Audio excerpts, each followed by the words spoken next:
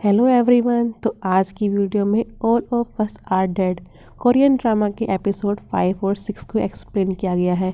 इससे पहले के एपिसोड की वीडियो का लिंक आपको डिस्क्रिप्शन में मिल जाएगा, तो वहां से आप इसके दोनों पार्ट देख सकते हैं। तो आगे इसमें दिखाते हैं कि मीजिन और जंगहारी और उसके दोस्त जोम्बी को मारते हुए आगे बढ़ते हैं। जंगहारी अपने भाई योंग ह्यून को सब जगह देखती है, लेकिन वो उसे कहीं भी दिखाई नहीं देता।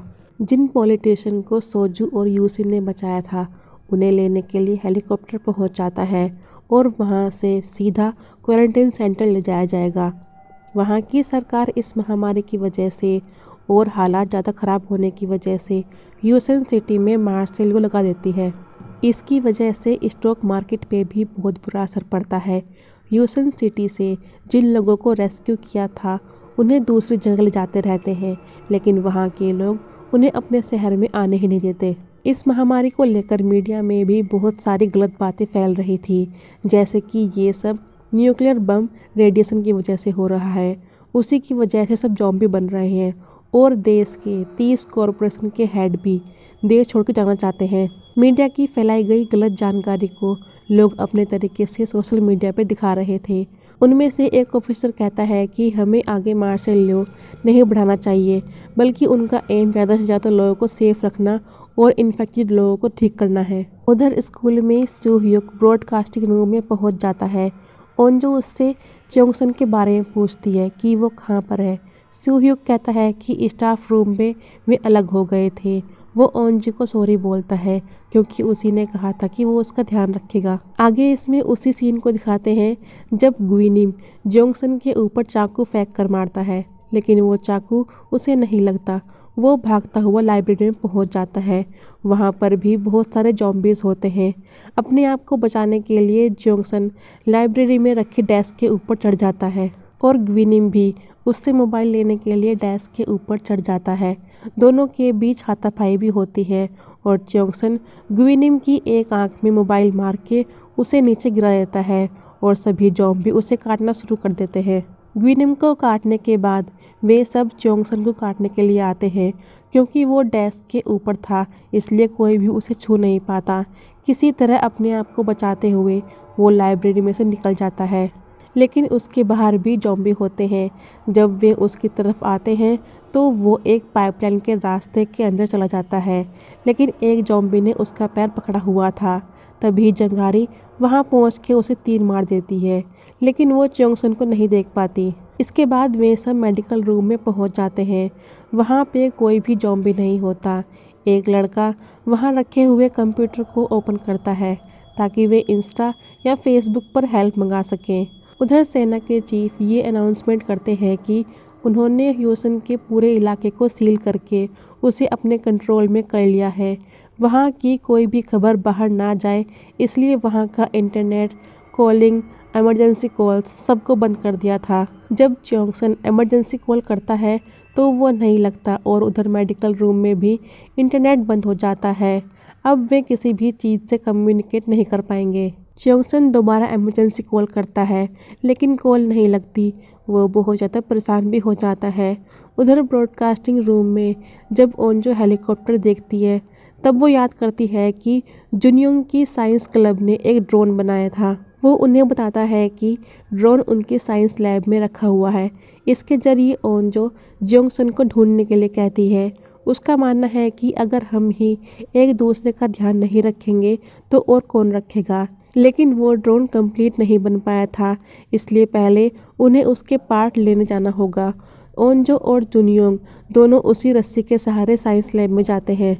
उधर पुलिस ऑफिसर और दूसरा लड़का अपने आप को बचाते हुए उसी रेस्टोरेंट में पहुंच जाते हैं जिसमें उस लड़की ने अपने आप को खुद बंद कर लिया था। उस रेस्टोरेंट के चारों तरफ ज़ॉम्बी होते हैं। पुलिस ऑफिसर देखता है कि वहाँ पे एक बच्चा भी है, लेकिन डिहाइड्रेशन की वजह से उसकी तबीयत खराब हो गई थी। फिर वे उसे मिल्क पिलाते हैं। वो बच्चा पुलिस ऑफिसर को बहुत अच्छा लगता है। वो फैसला कर लेता है कि उस बच्चे को भी वे अपने साथ लेकर जाएंगे। ओंजो और जुनियोंग साइंस लैब में पहुंच जाते हैं। वे वहां से ड्रोन और उसके पार्ट्स को लेकर वापस अपने रूम में चले जाते हैं, जहां पे जोंगसन फंसा हुआ था। वो वहां से निकलने का रास्ता देखता है। च्योंगसन वहां पर लगे हुए चैम्बर को धक्का मारता है ताकि वो खुल जाए। धक्का मारने की आवाज़ से उस चैम्बर के बाहर जॉम्बी पहुंच जाते हैं। च्योंगसन ओंजो और अपने दोस्त को याद करते हुए उसमें बहुत तेज़ धक्का मारता है, जिसकी वजह से जॉम्बी बाहर गिर जाते हैं। अपने आप को बचाते हुए च्योंगसन इंस्ट्रूमेंट रूम में पहुंच जाता है। वो देखता है कि वहाँ पे एक जॉम्बी है, लेकिन वो टेबल के नीचे दबी हुई थी, इसलिए वो उठ नहीं पाती। ब्रॉडकास्टिंग रूम में जुनयोंग ड्रोन के पार्ट्स को जोड़ देता है। जब वो ड्रोन को बाहर भेजता है, वे देखते हैं कि ज़्यादातर स्टूडेंट्स जॉम्बी बन चुके हैं।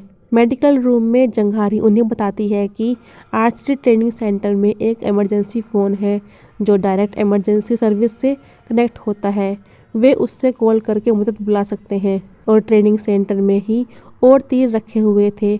उनके पास तीर कम होते हैं और वहाँ से निकलने के लिए उन्हें और तीर चाहिए थे। इसके बाद वे सब ट्रेनिंग सेंटर में जाने के लिए निकल जाते हैं। वे वहाँ से कूद के जाते हैं क्योंकि ट्रेनिंग सेंटर उनके नीचे ही था। ड्रोन कैमरे से योंग ह्यून एक ज़ॉम्बी पर लगा हुआ तीर देखता है। ये देखकर वो कहता है कि आज उसकी बहन का कंपटीशन था और ये तीर उसी ने चलाया होगा। जब वे ड्रोन को सभी क्लास में लेकर जाते हैं, पहले तो उन्हें च्योंगसन कहीं भी नहीं दिखाई देता। बाद में वो उन्हें इंस्ट्रूमेंट रूम में दिखाई देता है। ओंजो उसे आवाज़ भी लगाती है, लेकिन वो किसी की आवाज़ नहीं सुन सकता। इसके बाद वे ड्रोन को बाहर भेजते हैं, शायद उसे देखकर कोई उनकी हेल्प करने पहुंच जाए। जब ड्रोन रोड पर जाता है तो उनमें से एक लड़की जीमिन देखती है कि उसके फादर की गाड़ी का एक्सीडेंट हो रखा है। उसके पेरेंट्स भी अब ज़ॉम्बी बन चुके थे। ये देखकर जीमिन बहुत रोती है क्योंकि ड्रोन की बैटरी कम थी, इसलिए ड्रोन नीचे गिर जाता है।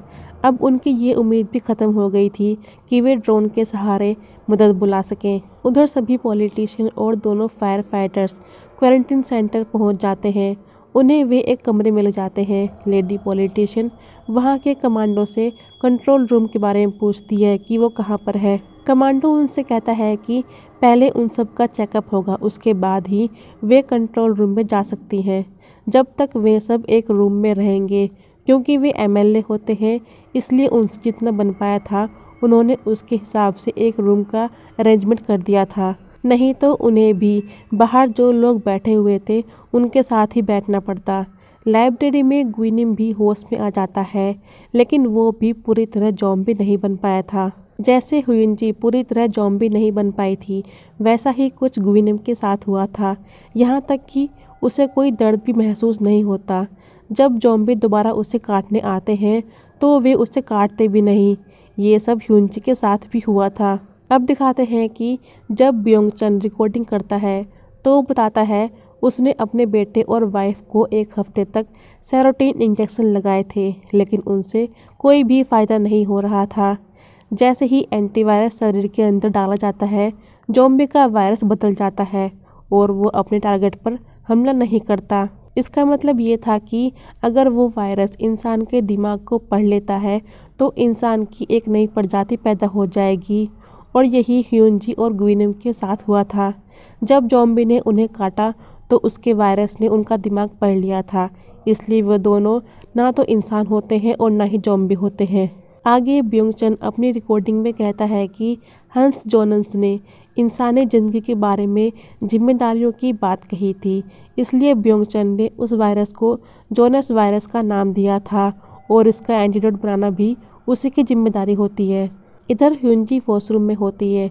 वो देखती है कि जब वो फ़ोन तोड़ रही थी तब उसी के हाथों से एक उंगली पर चोट लग गई थी। वो उस उंगली को सीधा करती है और खुद के लिपस्टिक भी लगाती है। उसे देखकर लग ही नहीं रहा था कि ये वही ह्यूनजी है। मेजन जंघारी और उनके दोस्त ज़ॉम्बी को मारते हुए आगे बढ़ते हैं। क्विनिम को वही चाकू मिल जाता है जो उसने जोंगसन के ऊपर फेंक कर मारा था। अब वो सिर्फ जोंगसन को मारना चाहता है। जिस इंस्ट्रूमेंट रूम में जोंगसन था उसी रूम के स्टोरेज रूम में नायोन छुपी हुई थी, लेकिन उसके साथ मिस पार्क नहीं होती। वो रूम में अकेली होती है। ब्रॉडकास्टिंग रूम में जीमिन खिड़की से कूदने वाली होती है, तभी सब उसे आकर रोकते हैं। उसका जीने का अब कोई मन नहीं होता क्योंकि उसके पेरेंट्स तो मर चुके थे। अब वो किसके लिए जिएगी। ओंजो उसको समझाती है और संभालती भी है। वो बस यही चाहती है कि उनमें से किसी को कुछ भी ना हो। जब तक वे जिंदा हैं तब तक वे सही रहे। नामरा उन सब से कहती है कि शायद वे सब वहाँ से निकल सकते हैं। वो च्योंगसन तक जाने का प्लान बनाती है क्योंकि ज़ॉम्बी आवाज़ की तरफ भागते हैं तो उन्हें च्योंगसन के तरफ के स्पीकर बजाने होंगे जिससे वे सब उस तरफ चले जाएंगे और वे ब्रॉडकास्टिंग रूम से निकलकर च्योंगसन के रूम तक पहुंच जाएंगे और च्योंगसन को लेकर बीच वाली स्टेज से छत पर जा सकते हैं।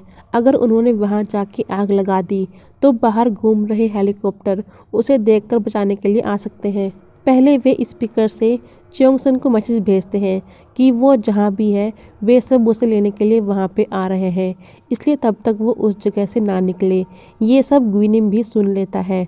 उसे पता चल जाता है कि वे सब ब्रॉडकास्टिंग रूम में हैं।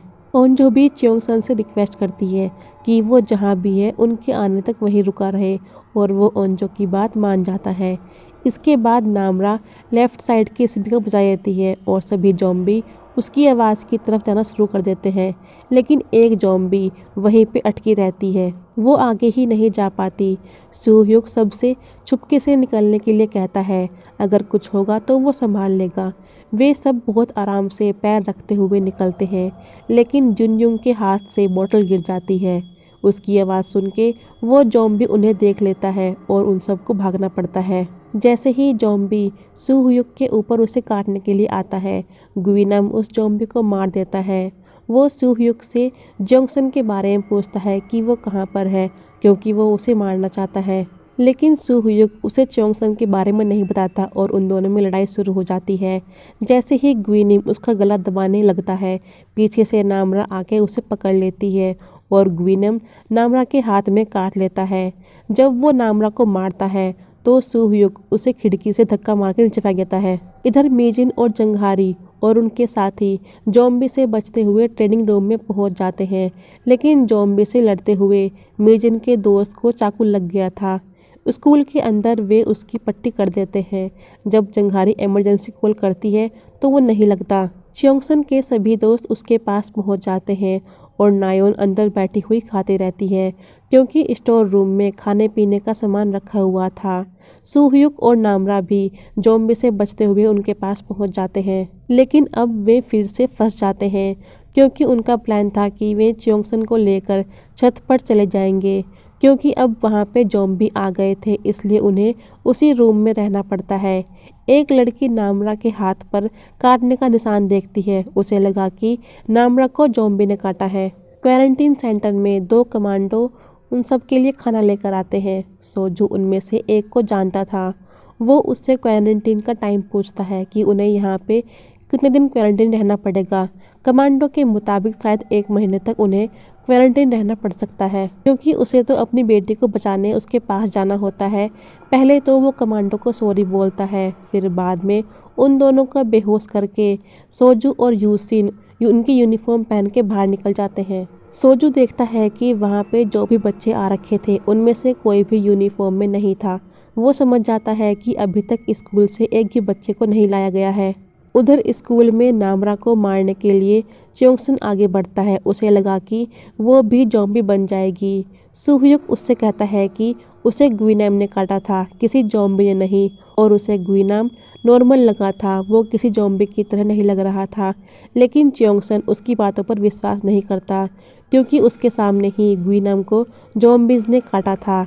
इस बात को लेकर दोनों में बहस हो जाती है। ये सब सुन के नामरा खुद कूदने को तैयार हो जाती है क्योंकि वो नहीं चाहते कि उसकी वजह से कोई भी मरे, लेकिन ऐसा करने से सूह्युक उसे रोकता है। नामरा विंडो पर बैठ जाती है और सूह्युक से कहती है कि अगर उसे कुछ भी हुआ तो उसे नीचे फेंक देना। सूह्युक उसका हाथ पकड़े हुए उसी के साथ रहता है। जब नामरा थोड़ी सी बदलती है तो उसे सूह्युक को काटने का मन करता है। जैसे ही वो सूह्युक को काटने वाली होती है, च्योंगसन उसे नीचे गिराने वाला होता है, लेकिन सूह्युक उसे रोक देता है। ओंजो च्योंगसन से कहती है कि उसके मुंह पर खून नहीं लग रखा। अगर उसने सूह्युक को काटा होता तो उसके मुंह पर खून लगा हुआ होता और सूह्युक के गर्दन पे भी काटने का निशान नहीं है। अब यहाँ पे दोनों की बातें सही होती हैं क्योंकि दोनों के ग्विनम को देखने का नजरिया सही था। ओंजो कहती है कि अगर उसे ज़ॉम्बी बनना होता तो वो अभी तक ज़ॉम्बी बन जाती उसने बुक्स में पढ़ रखा था ज़ॉम्बी के बारे में। अगर किसी इंसान की इम्यूनिटी स्ट्रॉन्ग होती है तो उसके ऊपर ज़ॉम्बी के काटने का इतना असर नहीं होता। वे सब ओंजो की बातों पर यकीन तो कर लेते हैं, लेकिन उन सब के मन में अब भी नामला को लेकर डाउट होता है, क्योंकि उसके काटने का मन किया था और काटने का मन ज़ॉम्बी को ही करता है। लेकिन जब ओंजो नामला का हाथ पकड़ती है तो उसके हाथ गर्म थे, जबकि जब इसाक ज़ॉम्बी बनने वाली थी तब उसके हाथ ठंडे थे। ये सुन के वे सब उसकी बातों पर यकीन कर लेते हैं। उधर जब सूहयुक ने ग्वी नाम को नीचे गिराया था तब ऐसा लगा था कि जैसे वो मर गया हो, लेकिन उसे फिर से होश आ जाता है और वो अपने हाथों को भी एक ज़ॉम्बी की तरह सीधा कर लेता है। रेस्टोरेंट में जैसे ही पुलिस ऑफिसर और वो लड़का वहाँ से निकलते हैं और स्कूटर को स्टार्ट करते हैं, तभी उन्हें एक बच्ची भागती हुई नजर आती है और उसके पीछे ज़ॉम्बी पड़े हुए थे। पुलिस ऑफिसर को उस बच्ची को बचाना होता है। वे उसे उठा के फिर से रेस्टोरेंट में पहुंच जाते हैं। अब वे सब वहां से नहीं निकल पाते। इंस्ट्रूमेंट रूम में नामरा को लेकर किसी के मन में डाउट होता है तो किसी को कुछ भी समझ में नहीं आता कि वो ज़ॉम्बी क्यों नहीं बनी। तभी डेशु कहता है कि उसे भूख लग रही है। उन सब ने 2 दिन से पानी तक नहीं पिया था और उन सबको बहुत तेज भूख लग रही थी। ये सब नायोन अंदर बैठी हुई सुनती रहती है, लेकिन वो एक बार भी गेट नहीं खोलती, क्योंकि वे सब जुंगसू और मिस पार्क को मरने का जिम्मेदार उसे ही बताते हैं। इसलिए वो गेट खोलने से रुक जाती है। जोंगसन कहता है कि कमिटी ने सभी के पेरेंट्स को कंपटीशन शुरू होने से पहले सबको कुछ न कुछ खाने के लिए मंगाने के लिए कहा था। उसकी मॉम ने चिकन भेजा था। तभी देसु देखता है कि वहाँ पे एक और रूम है, लेकिन नायोन उस रूम को अंदर से लॉक कर देती है और जब देसु उस गेट को खोलता है तो वो नहीं खुलता। फिर वे सब उस गेट को तोड़ने की बहुत कोशिश करते हैं। उसकी आवाज़ से ज़ॉम्बी भी उनके रूम के बाहर आ जाते हैं, इसलिए वे उस गेट को नहीं तोड़ पाते। उधर क्वारंटीन सेंटर में सोजू और उसका साथी यूसिन देखते हैं कि बाहर सिक्योरिटी बहुत टाइट है, इसलिए वहां से निकलना मुश्किल हो सकता है। उन्हें दीवार कूद के ही जाना होगा। यूसिन पहले सोजू को दीवार पर चढ़ाता है, लेकिन सोजू उसे अपने साथ रहने से मना कर देता है। बाहर सोजू को एक कमांडो देख लेता है। सोजू उसे भी मार के वहां से भागता है और कमांडो भी उसका पीछा करना शुरू कर देते हैं। स्कूल में जिमिन को एक कैमरा मिलता है। वे सब उसमें अपनी रिकॉर्डिंग करते हैं, क्योंकि अब उन्हें भी पता नहीं होता कि वे यहाँ से जिंदा निकल पाएंगे या नहीं। जोंगसन कहता है कि वो यहाँ पे बिल्कुल ठीक है और वो अपने मॉम डैड से जल्द ही मिलने आएगा। जब ओंजो रिकॉर्डिंग करती है तो वो अपने पापा के लिए बोलती है कि वो आपसे बहुत प्यार करती है। आपने कहा था कि जब भी उनकी बेटी मुसीबत में होगी तो वे सबसे पहले आके उसे बचा लेंगे, लेकिन वे अभी तक पहुँचे ही नहीं थे। वो उनसे जहाँ भी है ठीक रहने के लिए कहती है और वो उनसे बहुत प्यार भी करती है।